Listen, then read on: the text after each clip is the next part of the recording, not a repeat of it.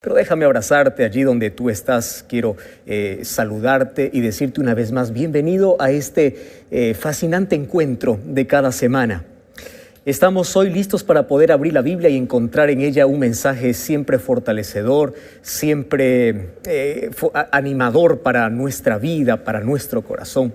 Así que bienvenido. ¿Estás cómodo? Siéntate cómodo, siéntate. Si estás allí tapado con algo, acostado en la cama, vamos, levántate. Hoy queremos tener una conversación muy seria y muy importante al mismo tiempo. Hace algunas semanas Magali me escribió y me decía, o expresaba ella ahí su preocupación, y me decía: pastor, yo tengo una preocupación que quiero que usted me ayude a resolver con la Biblia. Y allí ella me comentaba que desde niña, desde pequeña, ella creía en Dios, ella iba a la iglesia siempre con papá, con mamá. Ella creció teniendo en mente el poder de Dios y lo que Dios es capaz de hacer por el ser humano. Ahora, lo curioso de esta historia es que ella sabía bien qué decisiones tomar, qué hacer con su vida, aunque también reconocía de que hoy se encontraba lejos de Dios. Y allí me llamó la atención mucho una expresión que ella colocó en su mensaje. Ella me decía: pastor, a partir de los 12, 14 años, cuando yo entré en la adolescencia, empezó para mí un problema serio dentro de mi vida, dentro de mi corazón. Y es que yo empecé a perder la fe. Mi fe empezó a morir. ¡Wow! Y me llamó mucho la atención porque luego empezamos una conversación con ella y ella me decía: pastor, mi fe está muriendo. Y yo sé, porque desde niña yo escuché este mensaje, escuché varias veces al pastor, al misionero, escuché a papá, a mamá, y uno de los versículos que yo aprendí era que a Dios le agrada que tengamos fe. Entonces yo soy consciente que yo no agrado a Dios. Y ella tomó el texto de Hebreos capítulo 11, versículo 6, donde decía: pero sin fe es imposible agradar a Dios. Y decía: ¿y cómo le voy a agradar, pastor? Mi fe se está muriendo, cada vez se está marchitando. Es más, a veces me comporto como una persona que no tiene fe, que ya no cree más en Dios. ¿Cómo puedo una vez más recuperar aquel verdor, aquel vigor, aquel asunto que antes ardía en mi corazón, que era como un fuego? Ahora siento que todo está muriendo. Y querido, yo creo que esa también debe ser tu preocupación. Yo no sé si fuiste cristiano desde niño, yo no sé si eres un cristiano que vas a alguna iglesia o de vez en cuando te acuerdas de Dios, pero por lo menos en el mundo todos tienen una noción y todos dicen creer en Dios. El problema es que el ser humano relaciona mucho la fe solamente con el conocimiento. ¿Ya te ha sucedido eso? Cuando alguien dice: ¿tú tienes fe?, tú inmediatamente respondes: claro, yo tengo fe porque yo creo en Dios. Un momento. Fe no solamente es creer en la existencia de Dios. Santiago 2:19 dice que el diablo también cree. ¿Estás escuchando? El diablo también cree. Ahora, eso no significa que él tiene fe en Dios y por eso agrada a Dios. El asunto es el siguiente. Tomando en cuenta el mensaje que envió Magali, decía: pastor, mi fe se está muriendo. Y allí abrió en mi mente una interrogación gigante. ¿Cómo muere la fe? Si bien es cierto, hay una sola manera de agradar a Dios y es mediante la fe, entonces yo debo preocuparme para que la fe siempre esté viva, ¿o no es así? Y bueno, yo puedo explicarte muchas razones o muchos factores, muchas situaciones, muchas circunstancias de cómo la fe puede morir. Sin embargo, vamos a abrir la Biblia y esto es un asunto de vida o muerte. ¿Está bien? Yo quiero que tú comprendas bien este asunto. ¿Por qué? Porque si no tienes fe, hagas lo que hagas, no vas a agradar a Dios. Tú puedes decir: yo doy limosna, yo soy buena persona, soy buen vecino, soy buen padre. Eso no sirve, ¿me entiendes? Si no tienes fe, hagas lo que hagas, es imposible que agrades a Dios. Entonces, es por eso que hoy debes tomar en cuenta este asunto. ¿Para qué? Para que tu fe esté viva. Ahora, la pregunta es: ¿cómo sé que mi fe está viva? Por ahí vamos a comenzar, ¿te parece? Entonces vamos a la siguiente reflexión. Mira, la fe, para que pueda mostrarse que está viva, tiene que ser demostrada. Si bien es cierto, En el libro de Apocalipsis capítulo 3, cuando Dios da un mensaje a la última iglesia, que es la iglesia de la Odisea, le dice: yo te recomiendo que compres oro. ¿Sabes qué significa el oro? ¿Qué representa el oro? El oro representa la fe y el amor. ¿Por qué? Porque a los cristianos del último tiempo, ¿qué les faltará? Fe y amor. Si tú te das cuenta, tú puedes visitar muchas iglesias, puedes conocer muchos cristianos que se desesperan por falta de fe, cristianos que son fríos por falta de amor. Entonces el mensaje de Dios es: quiero o te aconsejo que compres oro, y ese oro es fe y amor. Ahora, la pregunta es: ¿cómo sé que tengo fe y una fe viva? Entonces ya te mencioné que la fe tiene que ser demostrada. ¿Y cómo se demuestra la fe? Eso es una pregunta muy interesante. Ahora, presta atención acá. La fe se demuestra a través del fuego. ¿Comprendiste esto? ¿Qué significa? No existe fe a menos que no haya sido demostrada en una situación difícil de la vida. Tú puedes decir: yo creo en Dios porque te va bien, porque tienes trabajo, porque tienes familia, porque tienes estabilidad. Así es bonito creer en Dios, ¿o no? Claro que es lindo. Ahora, es diferente decir: creo en Dios aunque no tengo trabajo. ¿Te das cuenta? Eso es muy diferente. Es decir, yo creo en Dios aunque todo a mi alrededor sea un desastre, esté mal, no haya nada bueno para mí. Yo sigo creyendo en Dios. Ahora sí es una fe demostrada. Entonces, la fe, al ser demostrada, significa que tengo una fe viva. ¿Quieres para hacerte un ejemplo? Mira, un día los 3 amigos de Daniel estuvieron allí frente a una estatua que Nabucodonosor levantó y ordenó para que todos lo puedan adorar. Estos 3 amigos se quedaron en pie. Cuando allí Nabucodonosor llegó y dijo: ustedes no han entendido la orden. Si ustedes no se arrodillan la próxima vez, yo les voy a meter a un horno de fuego. ¿Comprendieron? Y estos muchachos tenían tanta fe que le dice Nabucodonosor: ahorra tu tiempo, ahorra tus palabras, porque queremos que sepas algo. No adoraremos tu imagen. Pastor, ¿dónde está la fe? Aquí te demuestro la fe. Ellos dijeron así: no adoraremos tu imagen, y si nos quieres meter al horno de fuego, nosotros vamos para allá. Qué interesante, eso es fe. Es decir, ellos no dijeron: bueno, como Dios está conmigo, Dios debe evitar el horno. No, ellos dijeron: si Dios quiere librarnos, Él lo hará. Pero si no, nosotros somos capaces de poder entrar al horno, pero no negociar nuestra fe. ¡Qué maravilla! Querido, es en el horno donde se demuestra la fe. Y mira, Dios muchas veces no va a evitar que tú entres al horno. Dios permitió que estos 3 muchachos ingresen al horno. ¿Dónde estaba la demostración pública? Es que Jesús mismo vino a acompañarles allí en el horno de fuego. Es por eso, cuando estés allí en situaciones difíciles, mantente firme, ten fe, sigue creyendo, levántate, ten ánimo. Tú no estás solo, Dios está contigo. Ahora, si la fe es probada y si la fe es demostrada, viene la otra pregunta: ¿cuándo empieza a morir la fe? Entonces, para responder esta pregunta, primero quiero vamos a hacer un análisis muy breve. ¿Tú sabes cómo se puede medir la fe? No se mide con 1 centímetro, no, tampoco con una taza, no. ¿Sabes cómo se mide la fe? La fe se mide por el tiempo. ¿Comprendes este asunto? Te explico ahora. Es decir, tú vas a medir tu fe en la misma medida del tiempo que tú entregas a Dios. Tú no puedes decir: yo tengo fe en Dios, pero no hablo con Dios a través de la oración. Eso no es fe, querido. Tú no puedes decir: yo tengo fe en Dios, pero no tengo tiempo para abrir la Biblia. Eso no es fe. Mide tu amor hacia el prójimo.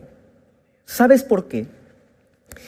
Porque el tamaño de tu amor a tu prójimo es también el tamaño de tu relación con Dios. ¿Podrás creer que hay una cosa interesante, una unión entre tu relación con Dios y tu amor al prójimo? Tú no puedes decir, oh, yo tengo fe, pero odio a mi vecino. No. Eso no es fe. ¿Por qué? Porque quiere decir que estás mal en tu relación con Dios. Ahora, ¿qué significa eso?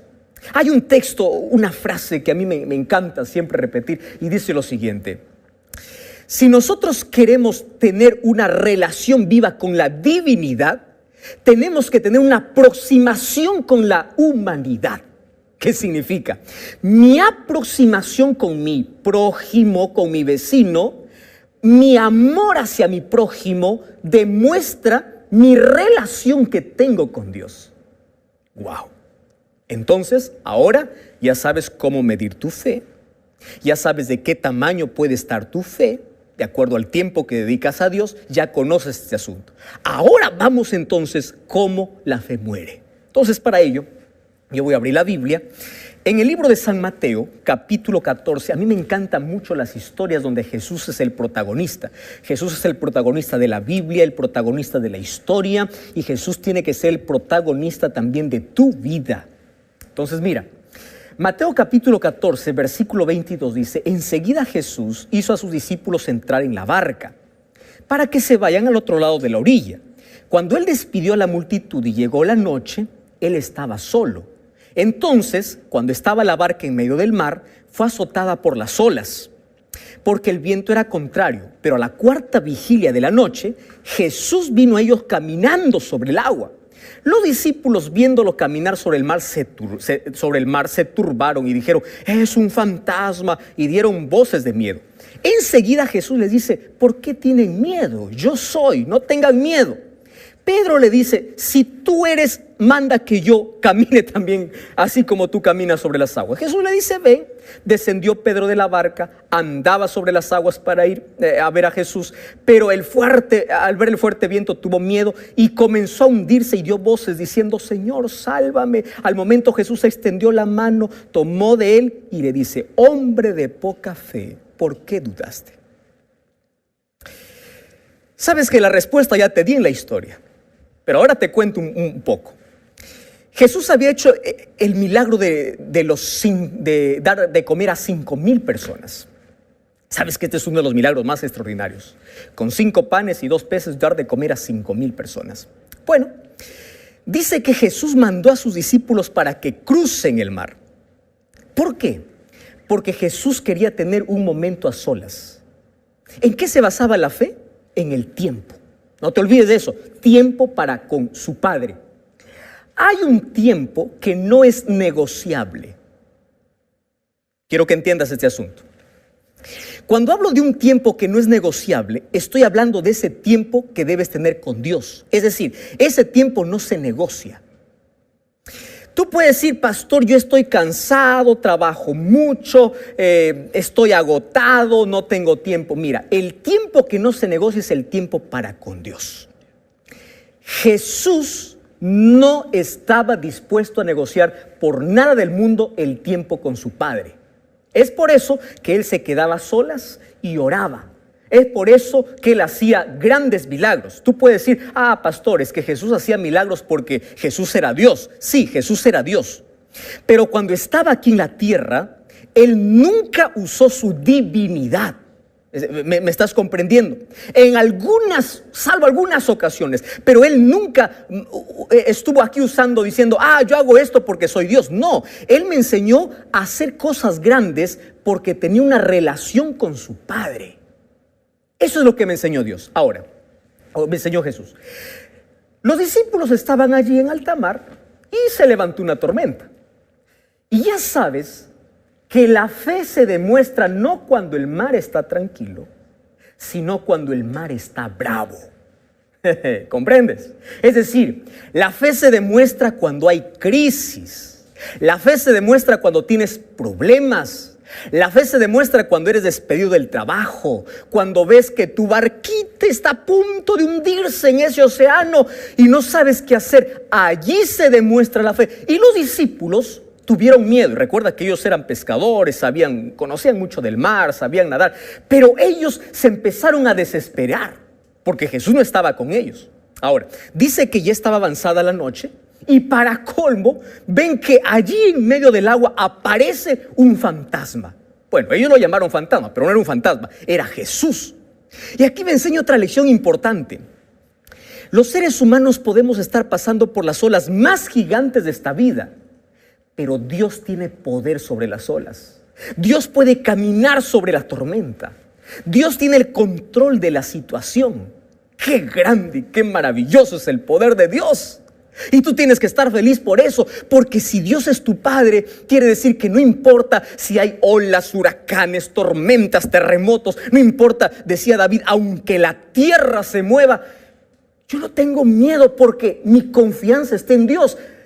Todos están desesperados allí con miedo de morir y Jesús está tranquilo, Él está caminando, Él camina sobre las situaciones, sobre aquello que te da miedo. Jesús mira desde arriba y dice, yo tengo el control de todo. ¿Por qué te desesperas? ¿Por qué estás llorando? Yo tengo el control de todo. Ahora, la primera palabra de Jesús es, no tengas miedo. ¿Qué es el miedo, querido? Se define miedo como la falta de seguridad y la falta de confianza. Es decir, el ser humano empieza a tener miedo cuando deja de confiar. ¿Recuerdas cuándo inició el miedo? Allí en el jardín del Edén. Adán cuando cometió un pecado, cuando desobedeció a Dios, dice que se escondió y le dice, Señor, yo tuve miedo. Es decir, la primera sensación, el primer hombre que sintió miedo en la historia.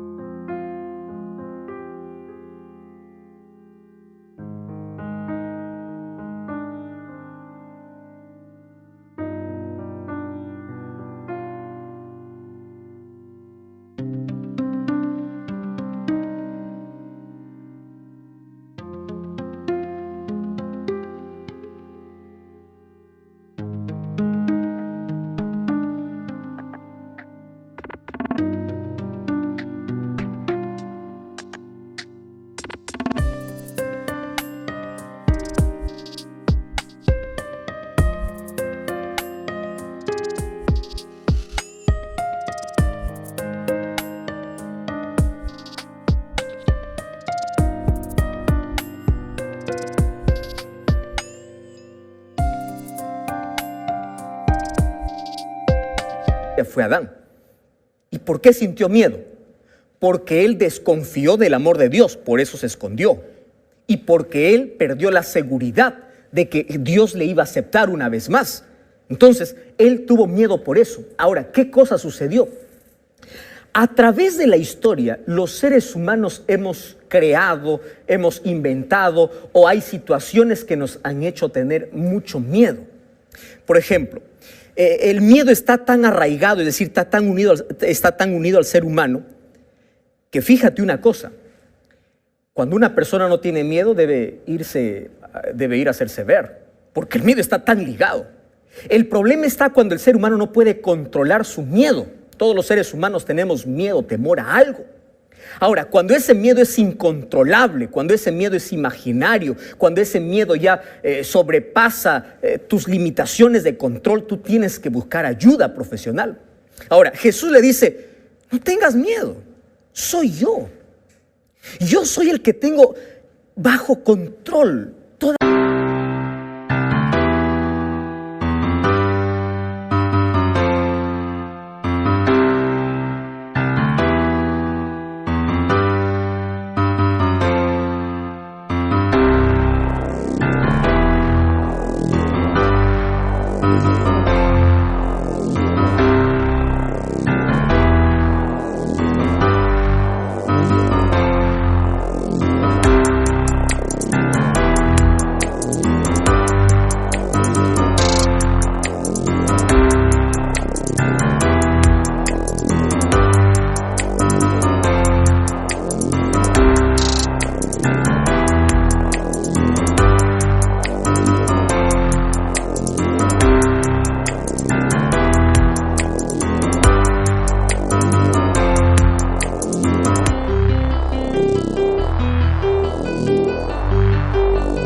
Las situaciones, aquello que a ti te da miedo, yo lo veo como algo tan simple, porque yo soy Dios.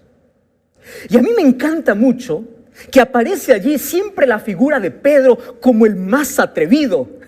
¿Cómo me gustaría ser tan atrevido como él? Yo conozco gente atrevida, pero este era muy atrevido. Y le dice, Señor, qué bonito. ¿Cómo sé que eres tú? A él le gustaba probar el asunto. Si eres tú, manda que yo también camine igual que tú. ¡Qué atrevimiento! Hasta ese momento en la historia, nadie había pedido alguna cosa así. Caminar sobre las aguas. Y Jesús le dice,